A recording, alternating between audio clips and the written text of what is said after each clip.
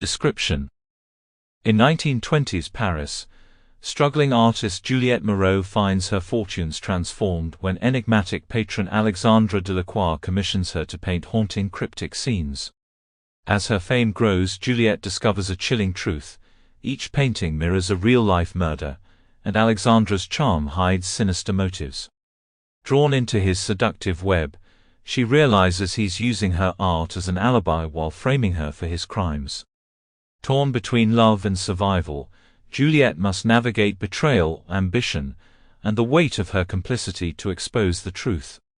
Painted in Blood is a tale of passion, deception, and the dangerous cost of artistic ambition. Painted in Blood. The dim light of early morning filtered through the thin curtains of Juliette Moreau's Montmartre apartment, casting a muted glow on the chaos within.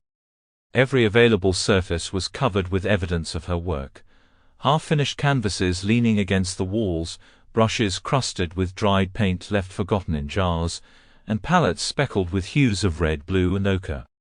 The air smelled faintly of turpentine and coffee, the latter brewing weakly on her tiny stove, struggling against the persistent Paris chill. Juliette stood in the center of the room, a streak of indigo smudged on her cheek, her hands resting on her hips as she studied her latest piece. The painting, an abstract swirl of deep blues and blacks with shards of bright yellow slashing through the darkness, was meant to evoke both chaos and hope. Yet, as she tilted her head, she couldn't help but feel that something was missing. She sighed, running a hand through her dark hair. Her rent was overdue, her pantry nearly empty, and the money she'd borrowed from a friend the month before was long spent on paint and canvases.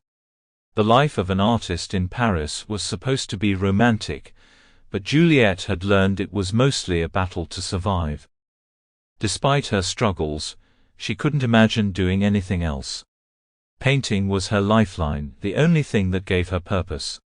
She had spent her childhood sketching on scraps of paper, and her teenage years honing her craft at art schools where the professors admired her raw talent, but warned her of the hardships ahead.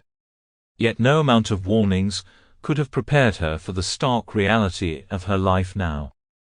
Her eyes drifted to the invitation propped up on her cluttered desk, a small exhibition at Le Chat Noir, a cozy café in the heart of Montmartre.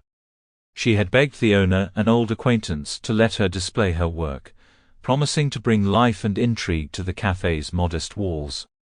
He had reluctantly agreed, giving her a single evening to showcase her art. "This has to work," she murmured to herself, her voice. Sample complete. Ready to continue?